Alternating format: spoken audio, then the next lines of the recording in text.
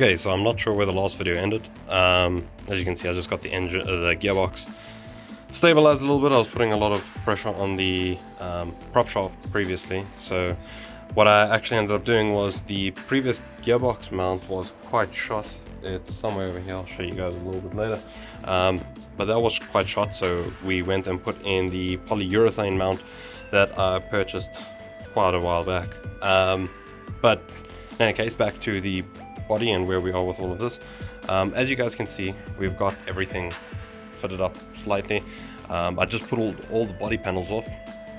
We used a lot of markings. As you can see here, I've got dimensions supposed to be 796 from that point all the way to this hole over here. We're supposed to be 610 from that hole to this cross hole over here, 610 there, and then from the center I think it's 1010 to that point there. And so far all of our cross measurements are within 3 mils of everything, right? So according to the, I don't know, the web, everyone who rebuilds vehicles says that they're trying to be within 3 mils. So far I appear to be within 1 or 2 mils, which I'm pretty happy with. I was going to try and get it back like perfect, and then I realized how almost impossible that's going to be. It's not going to be impossible, it's just going to take a lot of effort. So I felt like 1 or 2 mils was acceptable, hence why I first went to go on Google and try and figure out how many mils you needed to be within tolerance, and 3 mils seems to be the standard guess for any type of rebuild. So as you can see here, we've got the steel fitted up at the back, we've got everything else just set onto that. We've got steel at the bottom in the backing. Let me show you inside the wheel well. This is the inside of the wheel well. You can see everywhere that we've tacked everything in place. All the way across there, we've welded that additional support over there and all the way through and across. So while it doesn't look the greatest, and a lot of it is just tacked in place currently, it is still firstly quite strong. I can sit on this and have no issues.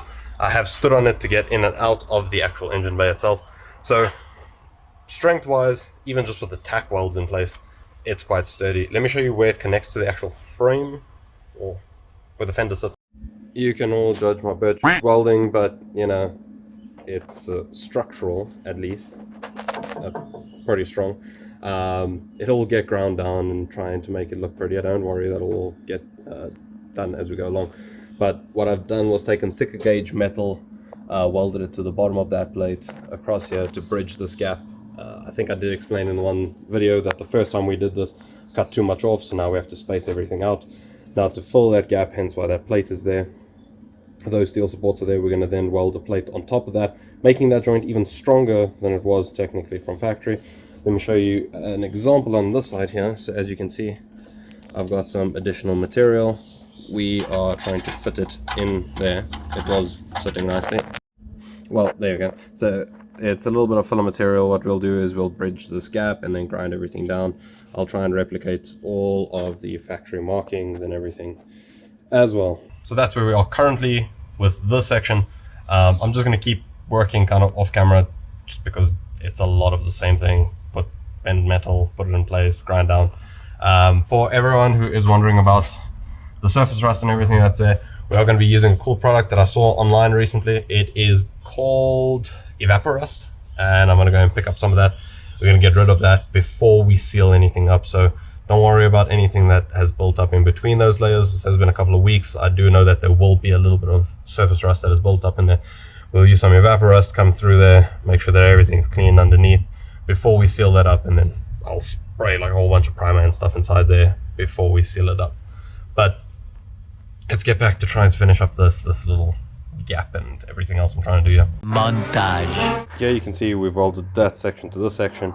We're going to go through and sort out basically tacking sections along the way there. Same thing on that side. We're also then going to go, as you can see, we've got the little setup going here. We're going to go and hit it with Rustmate to fix up any of the surface rust that we got going on there. We're then going to run through with the primer and seam sealant and primer. We'll see when we get to that point. But first off, we need to first get everything ground down and all nicely, and then tack welded in place. A lot of this is just tedious work, so not really going to be filming much of this, rather just going to give you guys tad bits in between, showing you the progress of the bike. A few inches later. I got a bit carried away there, so this is where we are. We've welded in all of these sections there. You can see we've done the filler plate all the way up through that section there. We've capped that off there, so it's completely sealed from the bottom. Our welds go, you'll see we've tacked in certain places.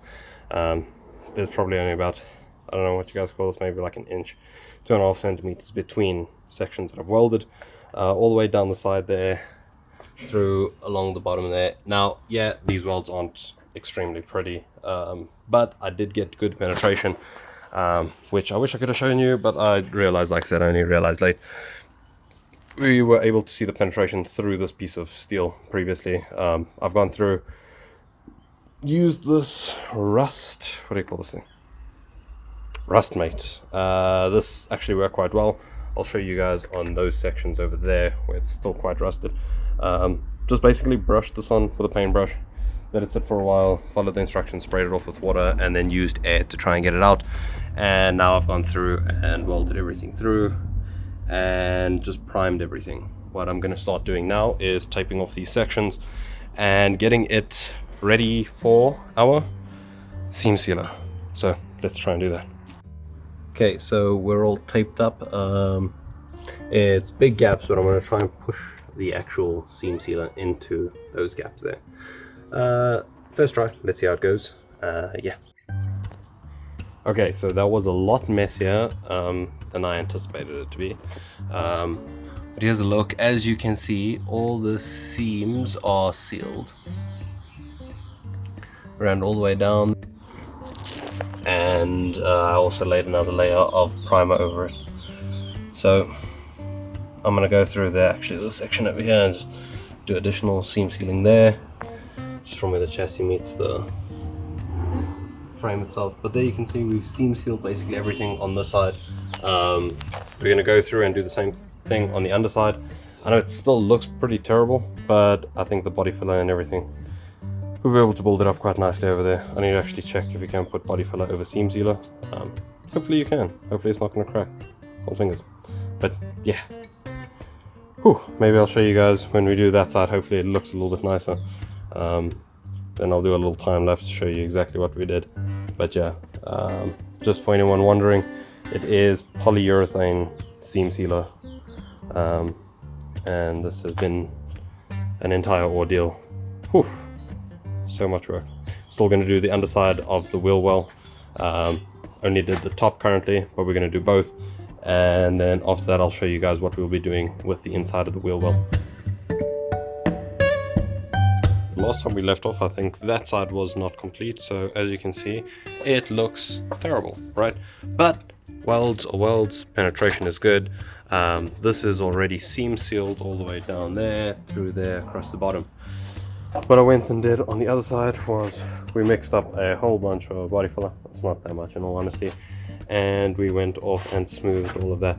That edge that you can see there is going to then be seam sealed exactly like the factory seam sealer ran. And we sorted out those there. There are still some pinholes and things like that. It's not pinholes obviously. I need to get, I don't know, finishing glazing putty, I think that's what it's called. Fill in those gaps there. But all in all, it's starting to look pretty good. If we're looking on the inside of the wheel well, you can see that the beam goes across there, all the way up through there, up to the top and over there. All of this, as you can see, it's done very crudely. That's all seam sealed, but it is seam sealed well.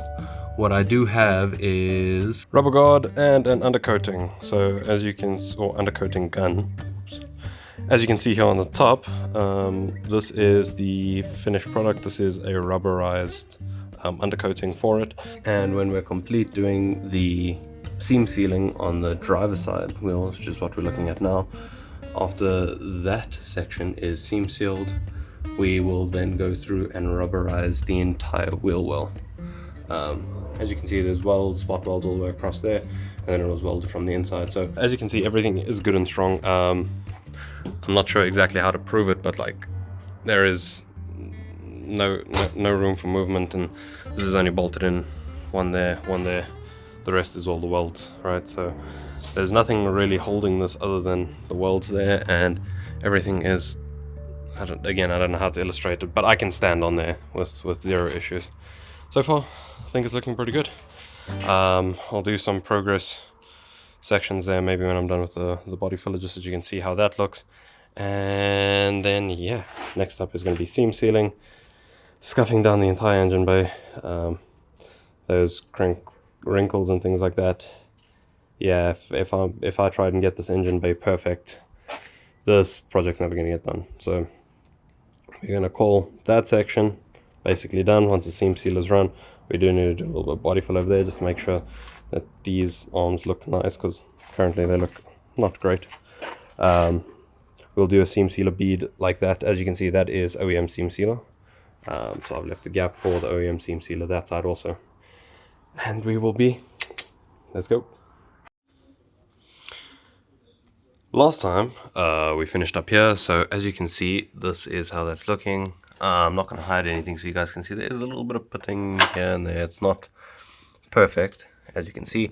That edge is going to be covered with the seam sealer as like factory, and then this is the other side. You can see that I've already gone through and put the first layer of body fill on there. We're going to go through, sand that down. Once that's sanded down, do another layer, sand it down, another layer, sand it down. These little holes, I think we can get like pinhole filler and finalize those. Still need to do the edges there and there. And then I think after that we are basically ready to get the rest of the engine stripped down. And once the rest of the engine stripped down, it's going to be a bunch of sanding and then deciding on paint color. So I'm going to get to sanding.